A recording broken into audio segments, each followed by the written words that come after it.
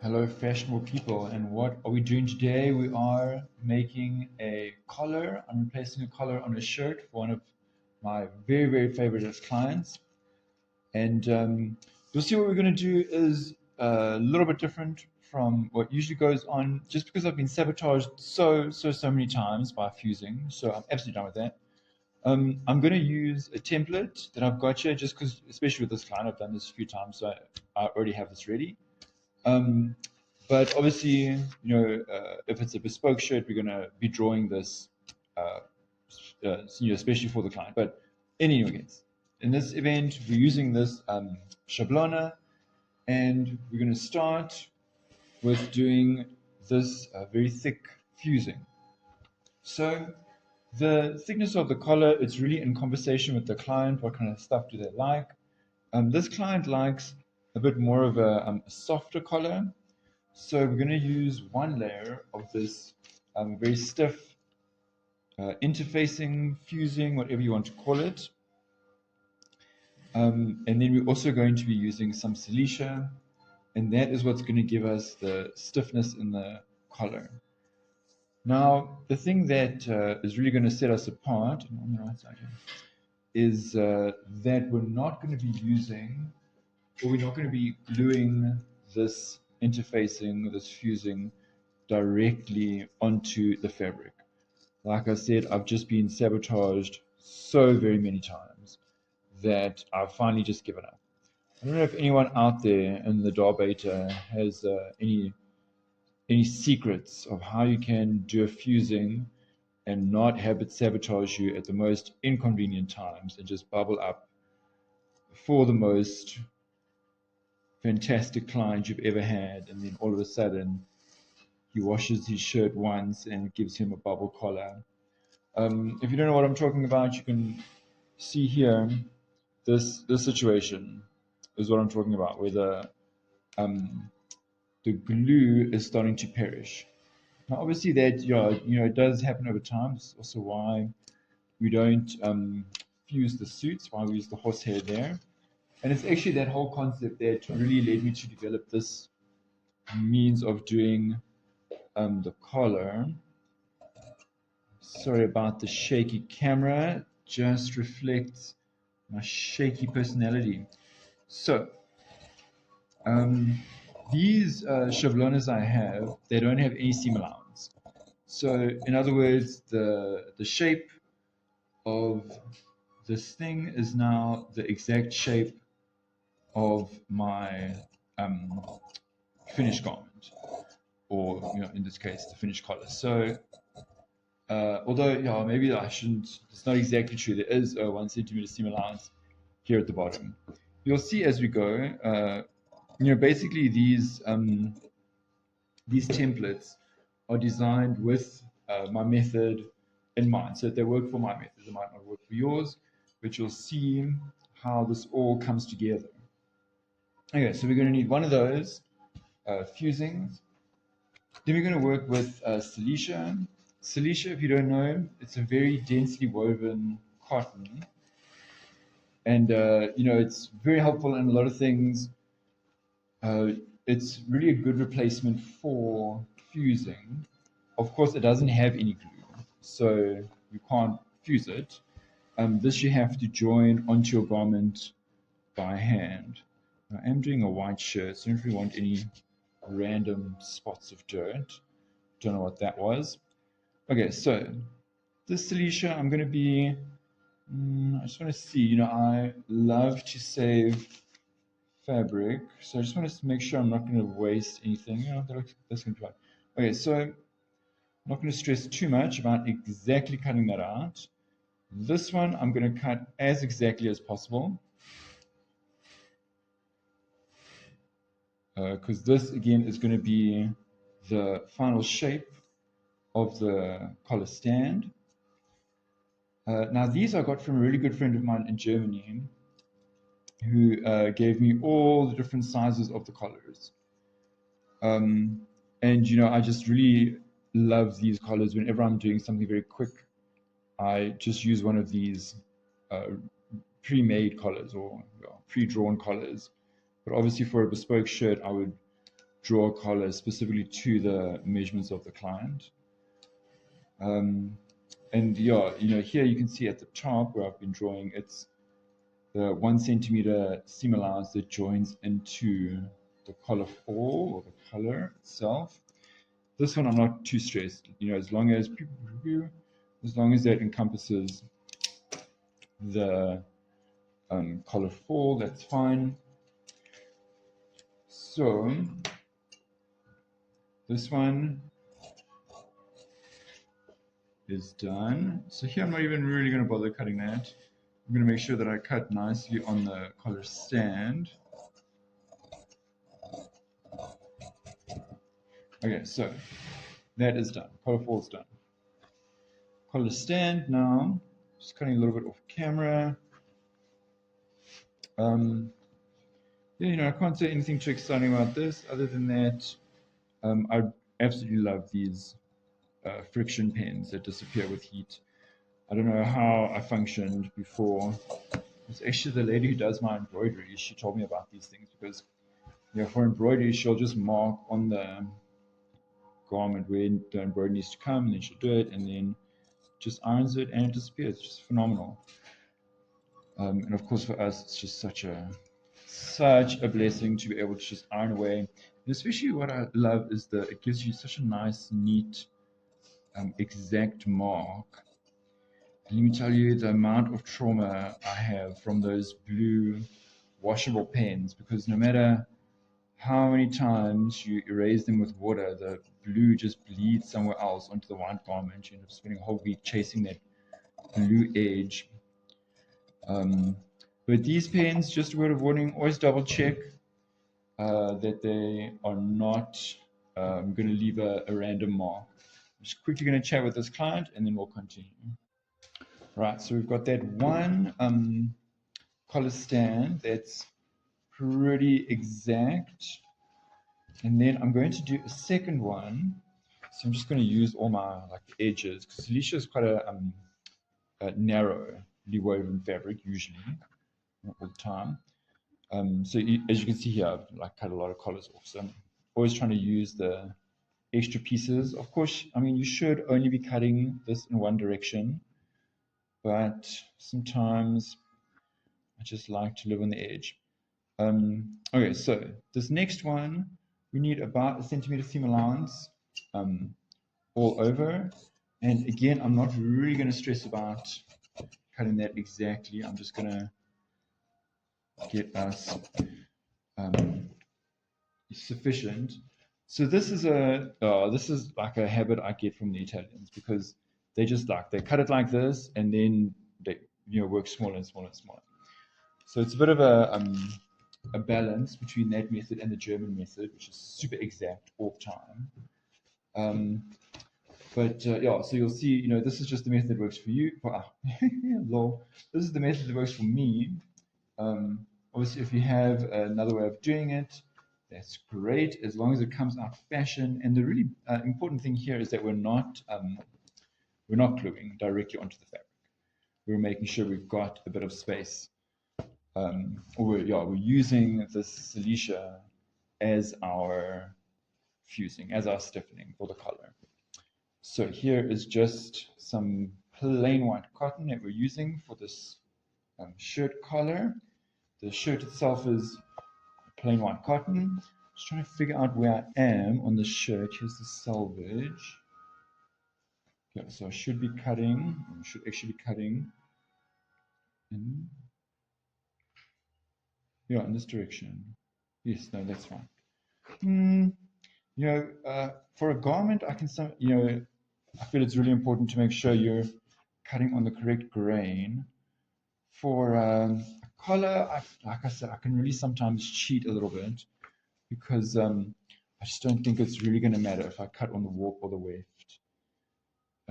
Whereas obviously for the whole garment, that is going to make quite a big difference. Okay, so here we are. We've got our collar stand, and again, I'm just going to cut out.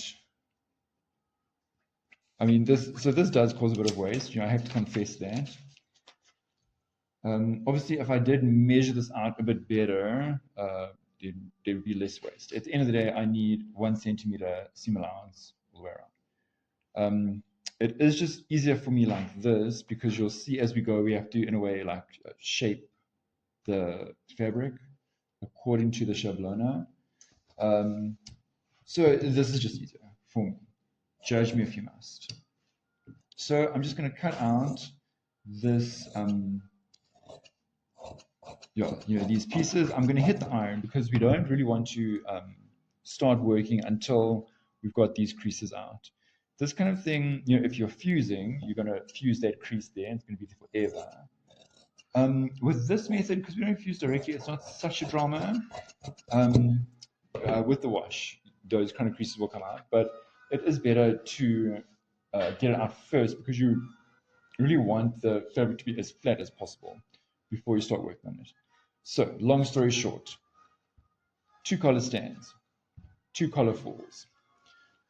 The collar stand, again, depending on how stiff you need it to be, in this case, pretty soft collar. So I'm doing 1 exact piece of silicia, 1 piece of silicia a little bit bigger.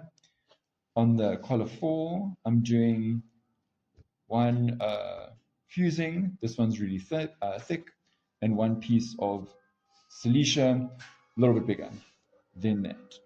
I'm going to hit the iron this all up, and then I'll be back and explain it all to you. All right, so what's happened with all these pieces, I've just ironed them as nice and neat and flat as humanly possible.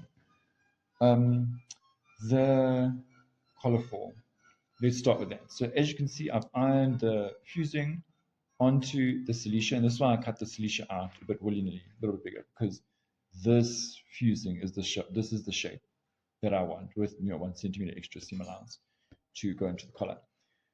As you can see here, I've just added a little bit extra on the corners here. This is just because, to have a little bit stiffer on those corners. So this you'll discuss with the client, what it is that they need, how stiff do they want the collar, and you can just layer this up. The only thing I'll say here is be careful of putting too many layers in the seam allowance, because that's going to then be tough for the collar to really fold over and fall down like that nicely. So if you are going to do like that, really layer it or feather it at the seam allowance here. Make sure that not everything is ending on the same level. Have everything staggered a little bit. And like with all of our other layerings, make sure that the smoothest layer is touching the fabric. So you'll have 1 layer directly touching the silicia, and then from there backwards you'll cut a little bit smaller, kind of away from the edge of the garment, or away from the outside of the garment, the one that's touching the fabric of the garment.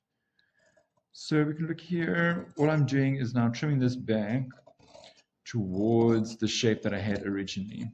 Now, of course, because of little micro creases and micro variations and how I'm cutting everything like that, you'll know that this is not going to be exact. So before I move on, I'm going to check 2 things. I'm going to check it against my my template, and that is looking quite fashionable. And then I'm going to check it against itself. I'm going to fold it in half like this and make sure that this is nice and symmetrical. And while I'm here, I will just do a little nip there. So yeah, this is quite a soft collar, but this is what this client likes. He actually wears a tie every single day, so for him, it's better to have a bit of a softer collar. And then also this collar stand, we're going to check it against our template. Make sure that it hasn't miraculously gotten an extra centimeter.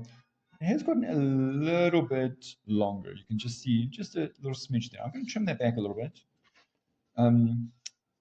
Not that anyone will die for such a small variation, but this client is quite particular about absolutely everything. So Like with him, I just like to take a few extra precautions just to make sure.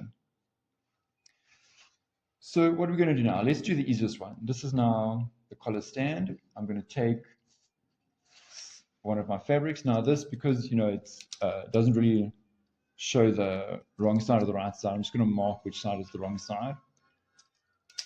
And place this on here. Importantly, we need, here we actually don't need really a seam allowance, because the seam allowance is this portion that goes wrong. Yeah, we need a centimeter here, centimeter and a half.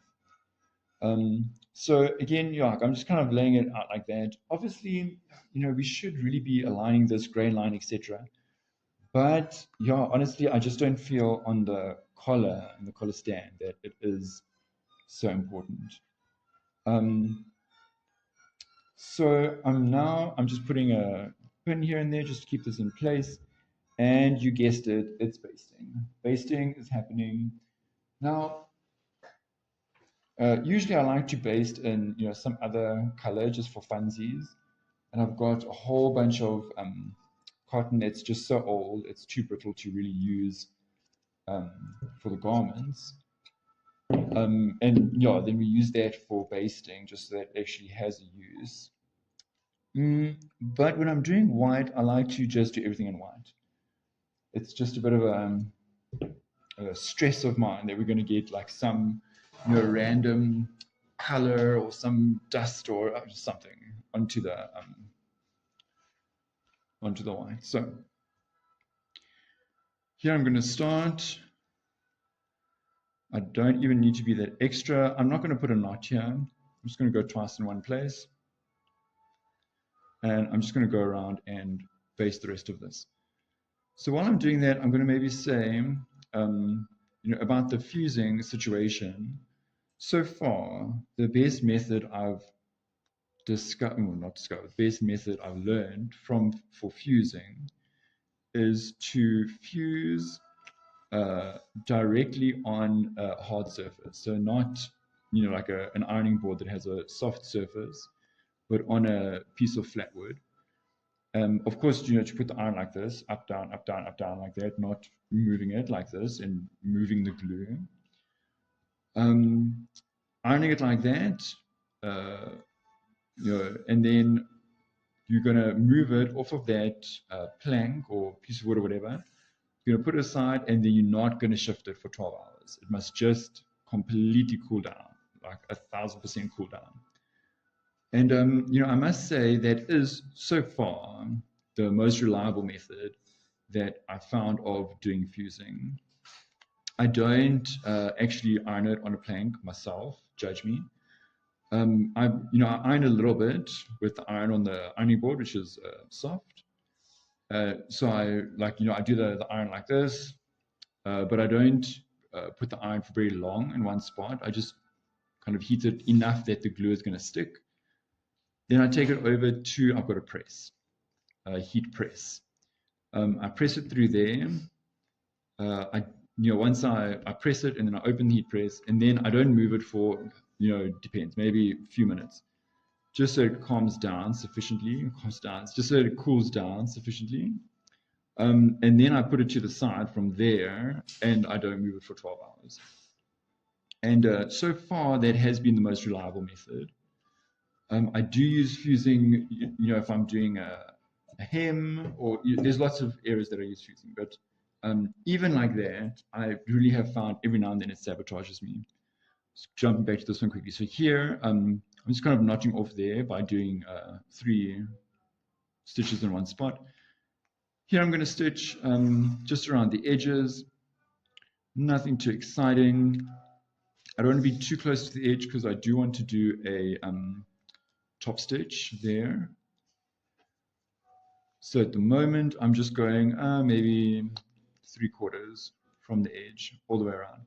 So this one I'm just keeping as flat as possible because I feel like the shape of the collar itself is going to provide the tension. So I'm just going to continue going around. So where was I? I was talking about fusing, and so yeah, I'll do the fusing a place where it's not gonna cause me that bubbling drama like on the hem or something like this. But yeah, I've just with the collar and the cuffs, I've really just given up. I can't go through that emotional trauma again of spending so many hours on some fabulous shirt and then the first time that they wash it, it's just basically bubble wrap. Oh, it's just oh. So yeah, and that is what led me to develop this method, which has really been working for me very, very well. And I really enjoy it. Sets the work apart. And also, what I like about this one is it's very easy to manipulate the thickness of the collar and the collar stand just by putting more layers. So here, if I wanted a thicker collar stand, obviously if I have a thicker collar 4, I need a thicker collar stand because it needs like a foundation. So what I would do then is the Cilicia, I would, in the same way that I've done with the collar 4, I would cut this chevelone out in a fusing. I would fuse that onto the Cilicia, trim that, make sure it's the perfect shape, and then I would stitch it as I'm stitching now onto the fabric. So that is the story. I don't think I have much else to say about that. And wouldn't you know, we're basically at the end. I'm just going to finish this up. So really what we're doing here, of course, is ensuring that these two layers work as one. The Cilicia being more or less the stiffening and the fabric without gluing. And of course, this basting will take out afterwards. So that portion is done. I will iron that again, just to make sure that these two layers really work nicely together.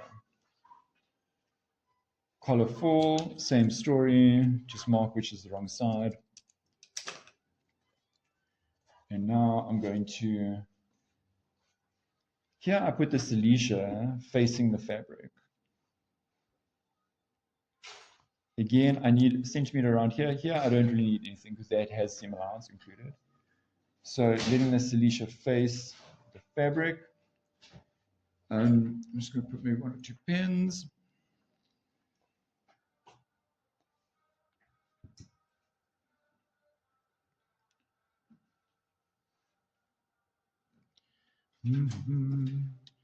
Pins, pins, pins, pins, pins.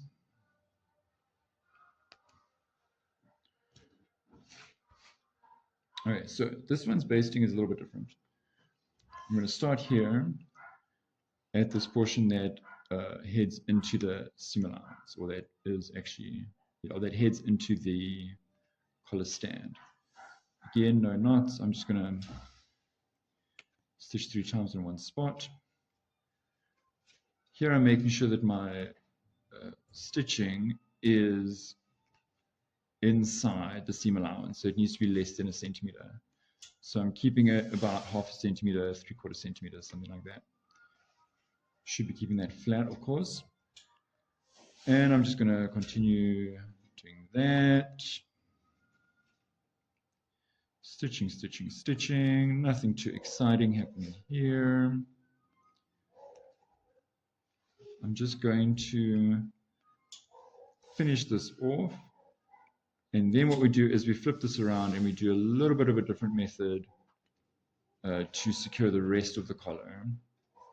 The one challenge I found with this method is that because the fabric is not glued now to this stiffening, it tends to, how can I say, like shift and then kind of pool in random areas that you don't want it to pool. So we need to prevent that by making sure these two layers are very, very neatly joined. Otherwise, get this weird pool. So I'm just going to, I don't even have to really knot off that. I just did it. So I'm going to finish that, and then we're going to look at that top section. All right, so done stitching all of that. This is the portion that goes into the collar stand. I'm going to flip it over, and we're going to make sure that when we stitch this portion, it's quite tight on the fabric. So, as I'm stitching, I'm just going to kind of move it over like that with my fingers. And here again, we're going to need a top stitch because we do need a way to secure. Oh, of course, yeah. We need a way to secure the silicea and the fusing to the fabric because now we're not gluing it. So the top stitch is going to do that. So I don't want to be in the way of the top stitch. And of course, I don't want to do this so tight that it ends up curling the fabric. It's just tight enough that we don't have any looseness. So how I was describing earlier is if it's too loose over time, what ends up happening is, the fabric will be too loose and kind of end up bunching like that in the corner, like that. So then I looked again at how I can improve this process and came up with this method where you just make sure this fabric is quite not taut, but definitely not loose. Nicely situated onto the stiffening layer that's underneath there. So that's basically that, just moving it around, making sure that it's nicely joined onto that stiffening layer.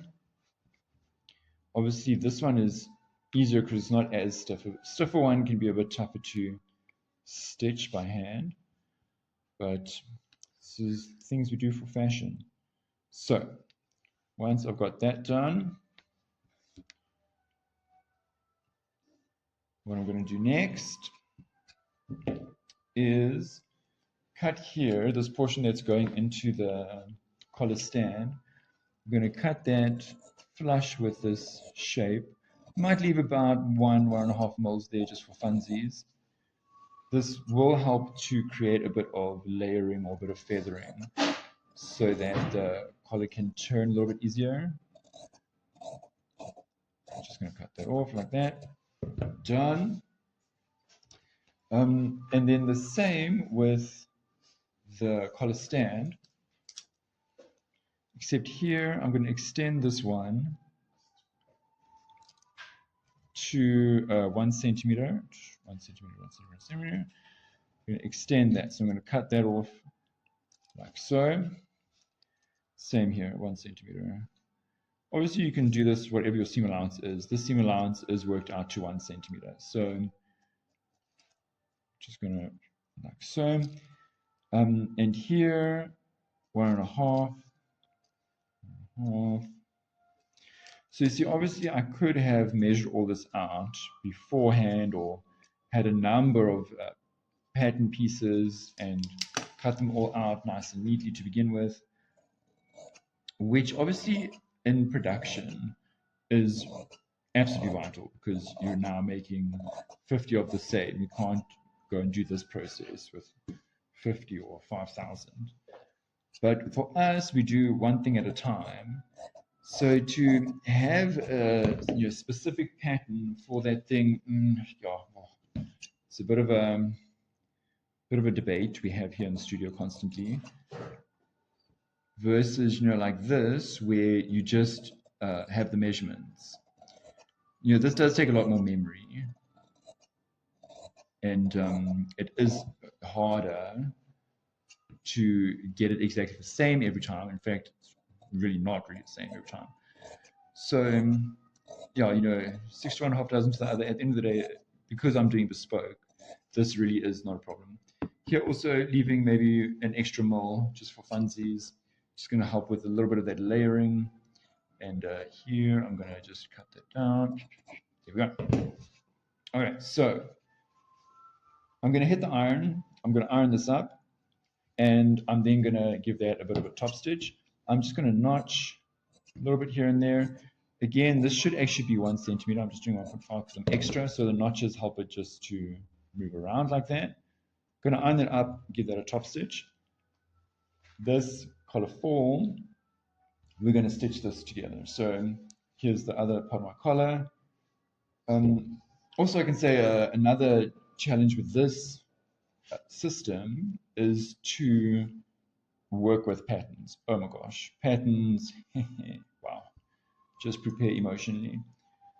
So, there it's a lot easier just to fuse because, the fusing you can then check, okay, square, square, stripe, stripe, whatever it is, glue it exactly where you want it to. This, it's a little bit tougher because you are shifting the fabric as you work. So, wow, you just got to be strong for that.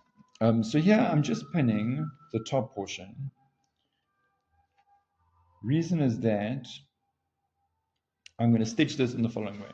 I'm going to stitch along here, I'm going to reverse there. Once that's done, I'm going to then shift this a little bit. Just create, this is quite extreme, not even that much, maybe so much of a bubble. And then I'm going to stitch this, also reverse there. So that gives me a very nice corner here, very nice reverse corner. And also it gives more volume onto the top side of the collar so that it easily curves under like that. So that's why I only put it on this side, so that that whole system is a lot easier to me. So I'm going to hit iron, sewing machine. All right, back from the sewing machine, and I also did a quick iron. Here you can see just a top stitch there. I like to do this top stitch quite broad so that it's going to be easier when I tuck this or tuck the shirt into here.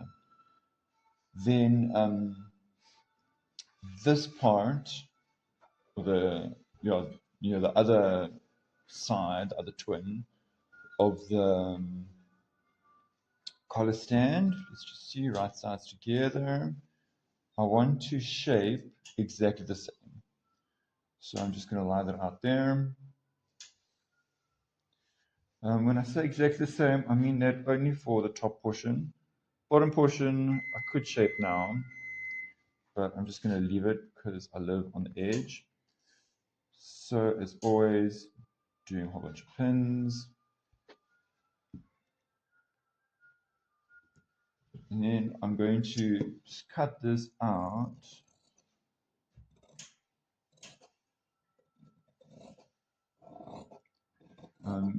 And just making it match just along the top here. The bottom I'm going to do once I've put the collar together. This is more the Italian method, just trimming as you go versus having everything perfect from the beginning. So that's that. Let me just see who's messaging me. Okay, chat with her in a minute. So that part's done. I can also, at this time, make sure that I get a nice exact center. So I'm just going to give that a bit of a notch quickly. Okay, sorted. This one, you can see what I was talking about. I do the back stitch there and the back stitch there. And if I put this down, you can see there's a little bit of a bubble under here. What I also do is once I've done that, I just come again with another stitch and just run one continuous stitch there because we are going to trim this off. And so I don't want anything to be unraveling here. So just come with one extra stitch just on the inside to make sure that that is nice and secure. And now we're just going to trim this off. I don't like going exactly to the stitching. I like to leave about a millimeter there. I feel exactly on the stitching is just a little bit too dangerous. Even though I do live on the edge, that is a little bit too close to the edge for me. Depending on how thick the fabric is, we could also be layering the seam allowance.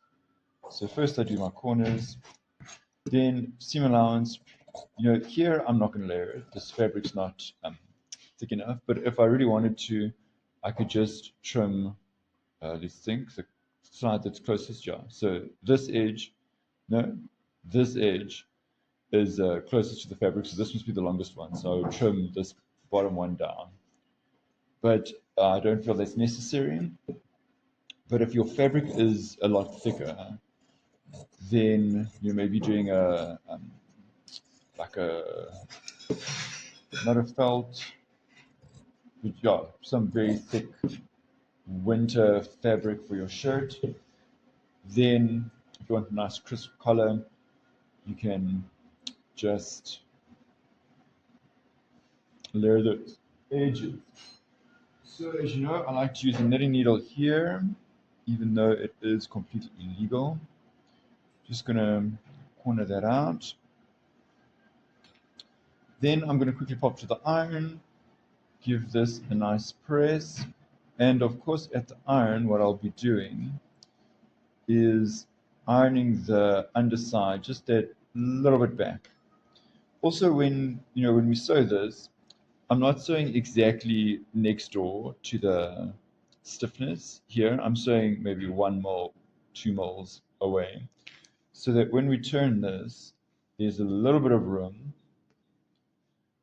Make sure that the seam allowance is on the underside. There's a little bit of room to make sure that we push the underside towards the back so that it just pulls over there, folds neatly over the stiffening, and then of course on the right side you don't get to see a little bit of the back sticking out like that.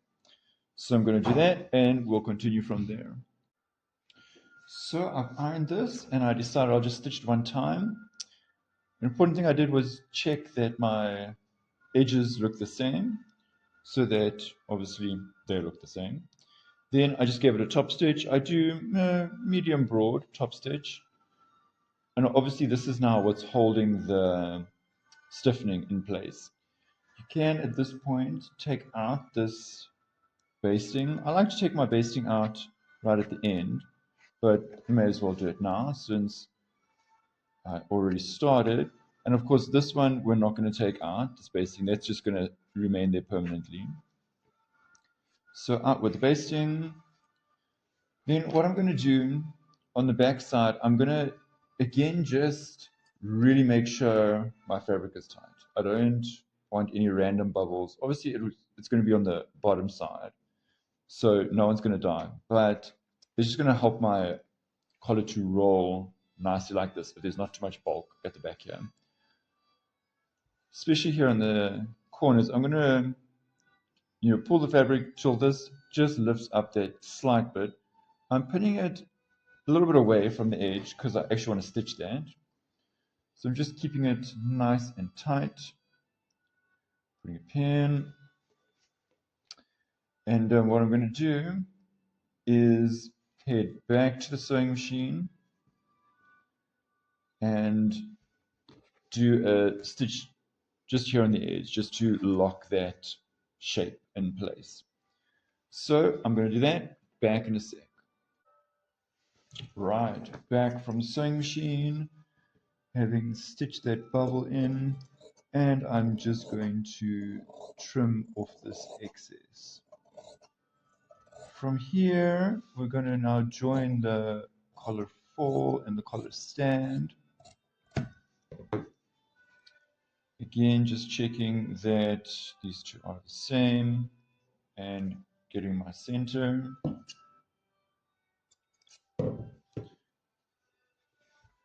So top side goes with the stiff side. Again, I forgot now what I'm saying. Okay, so here we need 1 centimeter, so I'm just gonna kind of make it about 2 for now. Trim that down. Here, of course, it's again depending on how stiff you need the collar. So the stiffer the collar, the more stiffness you're going to put in the 2 sides of the collar stand. Suppose while I'm here, I will start with the stiffer portion, or the one that has this shape, matching that. Something else I forgot to do. I like to just give just a few notches here. Nothing really intense. And then I give it a little bit of a jig like that, just to make it a bit easier, because of course these curves are opposite, so it makes it easier to curve that around and match it. So here I'm just going to curve and curve and curve.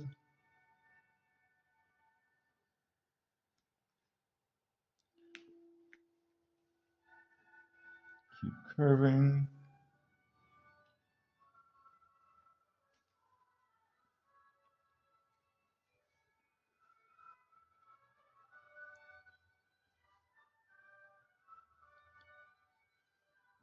Here at the edge, so the seam allowance extension here doesn't match. It's just kind of where I want it to be, and you know, I'll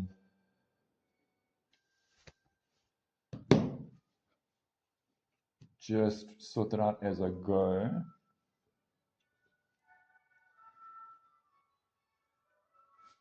Because it really just gives it a little bit of extra strength here in this portion to have the silicea running into the seam allowance, but I don't want it all the way here because that portion needs to be quite nice and smooth. I just bought a new set of pins, and there's always a couple duds in there.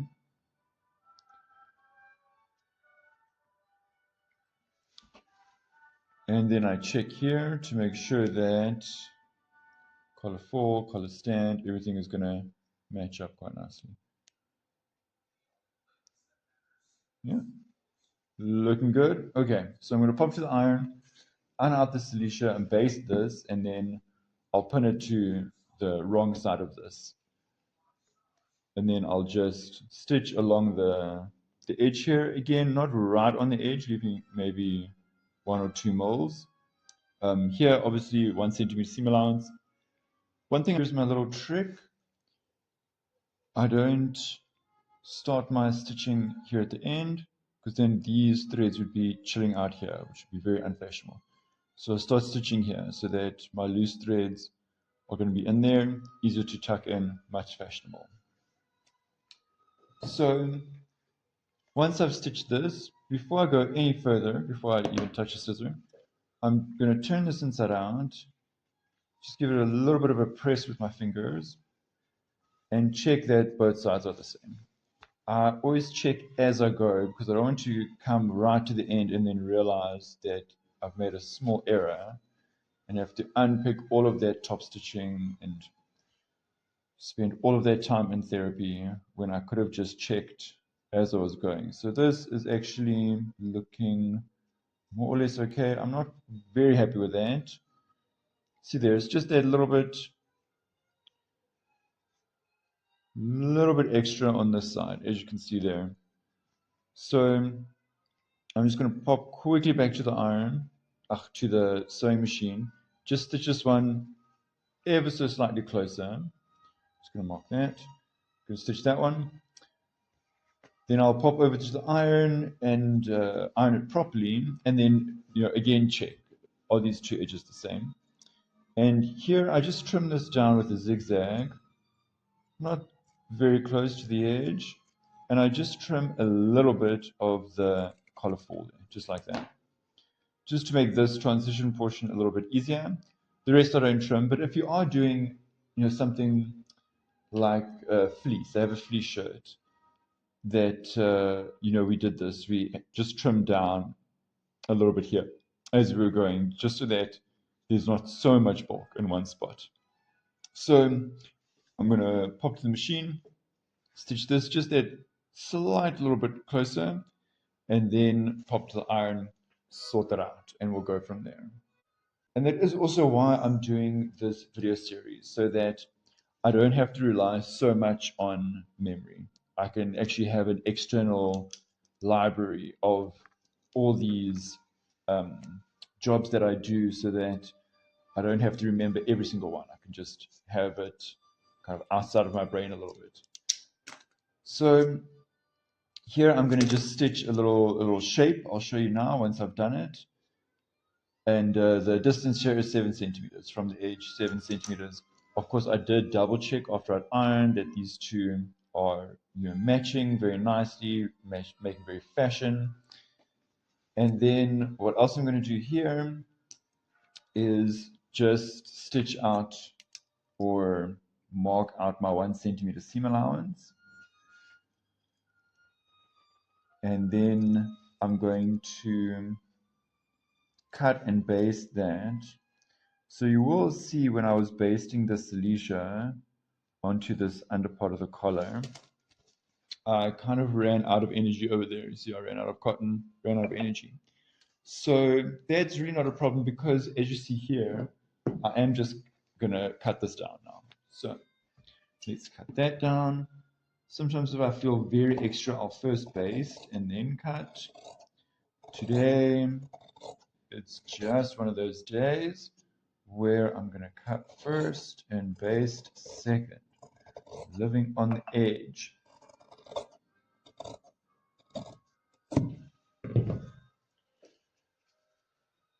Okay, so I don't think I'll keep you around for the basting. I'm just going to baste along here. I'll mark my center and I'm just going to do that top stitch quickly. I'll come show you that now in a second. Okay, back from the sewing machine, and you see here how I go maybe 1/4 centimeter from the edge up until the 7 centimeters and then stitch down to 1 centimeter. I feel this just locks the seam allowance a little bit better, so when it folds, it doesn't end up kind of, jumping out like that. It keeps it neatly where I want it. Here we can now unpick this basting. We don't need it anymore. This basting I'll leave in because that's just going to get caught in the stitching. So I'm just going to give this one more quick iron, and then we're going to attach it onto the shirt. Here I don't put my buttonhole and button before I put it on the shirt. I've just been too distracted too many times and accidentally put it on the wrong side. So I'd rather just put it onto the shirt first and then put the buttons and buttonholes. So let me do all of that and we'll start putting it onto the shirt.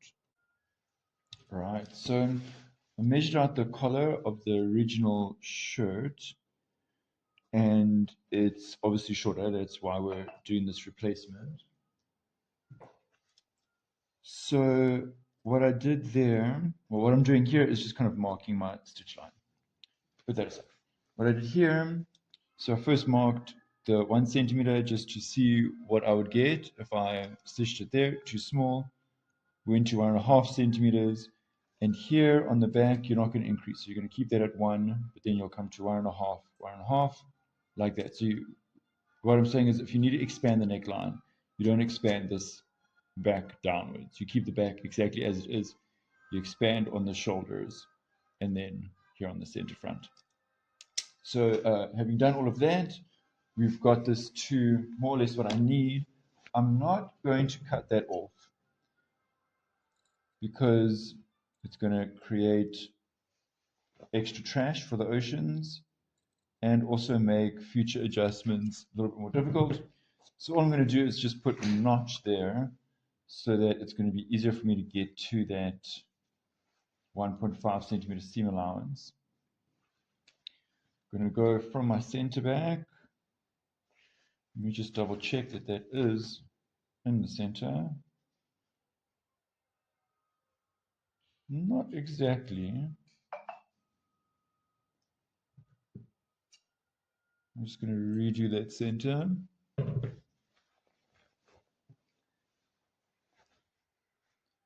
And let's go from there.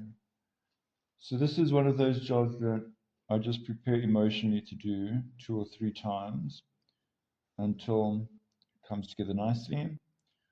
Also, something else I did was here along the yoke, I just stitched the 2 yokes together. So here I can just measure with my eye about 1/2 centimeter. And here I want to make sure there's no step between the shirt and the collar. Now, depending on the pattern of the shirt and the collar, you should have a completely straight line going from the shirt into the collar. It's not always like that. That's how our patterns are. But you must always be conscious of how it's done in the factories, which is little bit different, and just make sure we're compensating for that. So you see here, as long as this portion is matching and we have a little bit that's straight enough, we're going to be fine. So here, of course, because I'm bending like this, there is going to be a bit of a gather there. This is my client. All right, so I've pinned this all up. You'll see there's a bit of a gathering there. This isn't really a gather. It's just because, this is curved this way, the collar, and the collar on the shirt is curved this way. So also because I'm pushing it way down, then where it's, the original you can see stitched at 3/4, and now I'm stitching at 1.5 centimeters. So as long as at the actual stitch line, there's no gather, and I can just feel that with my fingers by doing this. I can just feel that there's no gather there at the actual stitch line, then we're going to be fine. And like I said, I'm not going to trim this because that's just going to fold in there, prevent that from causing more trash in the oceans. So I'm going to give that a quick stitch, and then we'll be back.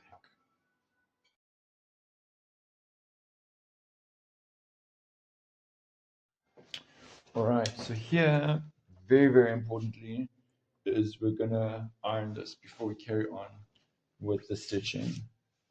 Of course, I double check myself, make sure that there's no random gathers, random bubbles there. And also cutting these edges off, we don't cut them right to the edge. Leave them a little bit long because it makes it easier to tuck them in there. So step number 1 is just going to be ironing that. Of course, making sure that blue line is off. And just setting those stitches nicely that we don't have any gathering or any thing that is not super fashionable and neat. I'm going to just sort that out. Okay, I'm going to do this over a form. It's just easier for me. And go around ironing in this seam allowance, ironing that up into the collar. So here there's nothing really to it, just pushing that seam allowance into the collar and just moving around this form. I wouldn't do this on the flat. I think it would create more drama than it's worth. But of course, whatever is going to work for you, as long as it comes out nice and neat and fashionable, that's what is the most important thing. So I'm going to push that in. Okay. So then, as you know, I love the pins. I'm just going to pin this. And here on the edges, I'm going to make sure all my loose threads are tucked in. And I'm just going to give this a little bit of TLC. This one actually, to be honest, is a little bit of more of a step than I would like. Let me show you on this one. You see that one's ending up straight. This one I'm just going to redo a little bit. See if I stitch that, we just have a little bit too much of a corner there. So I'm just going to redo that, make sure this comes on the edge nicely. But this one we'll do at the moment. I'm going to squeeze that in, and I'm going to make sure that I really get that edge nice and neat in there. And I'm just going to pin that.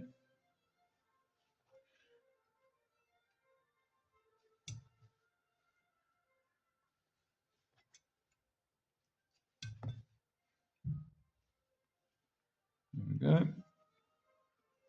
And then I'll just continue around, just checking that that's not actually a fold.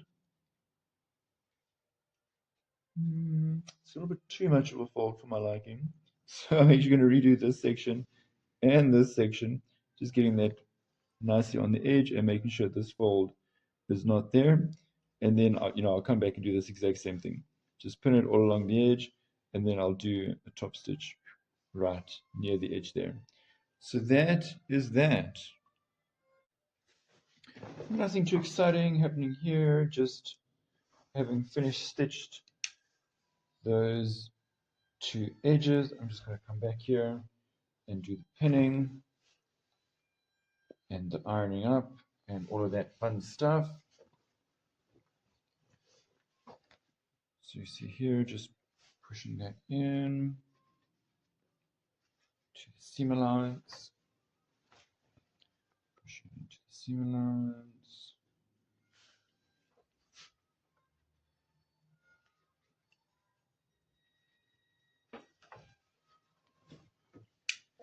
And then here, putting those edges in and forcing this up so that we can cover that stitching. We just don't want that stitching to be visible. I'm just going to push that so it just covers the stitching. There it is. And we'll then go all the way around, making sure that this part of the collar stand is just covering that stitching from the underside. Now, had we done all this in one, would have been faster. And you can do that. I just, like I explained in the video with the cuffs, we were doing the plaquettes and the cuffs with that method, like a kind of sandwich method. He grabs it like that. I just find it difficult to keep a very consistent seam allowance. Whereas here, it's much easier to keep it 100% straight. Also find it harder to have a very clean line here on the edge there with that method. I find this method a lot easier to make everything neat. So that's basically that, nothing too exciting. I'm just going to carry on pinning and then I'll do a top stitch along there. Okay, top stitching is done. So I'm going to put the buttonhole in there. Here I measure it around here and it should be about 3. So here's my 1.5 and we're going to keep this straight with the edge of my collar stand. Here I'm measuring 1.5 and I kind of just squeeze it, maybe 1.4, 1.3, just to make it a little bit more comfortable for the gent. This is going to be 1.5. That is based on my buttons. So let's check. This button should be 1 centimeter. So we're going to make that buttonhole 1.5. Then on this side, we're going to do the same vibe. I'm going to measure it around here where the collar 4 matches with the collar. And just less than 1.5, that's where I'm going to put my button. I've done a shanked button.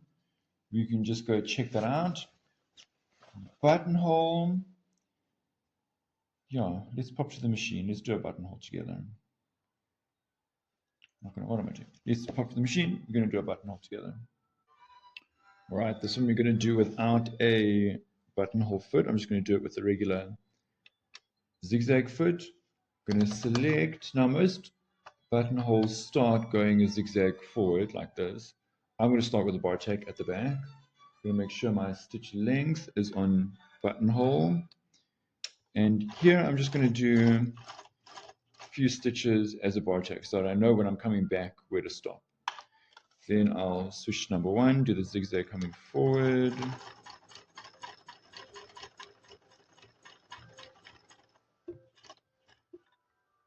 Bar tack, for me that's number 2. And then 3, zigzag heading backwards. And this is why I like to do the bar tack at the back, because I'm going to be able to see it a lot easier when I get to the back there. Just do a few more stitches just for funsies. And there we go. That is my buttonhole sorted. I'm then going to do my button. And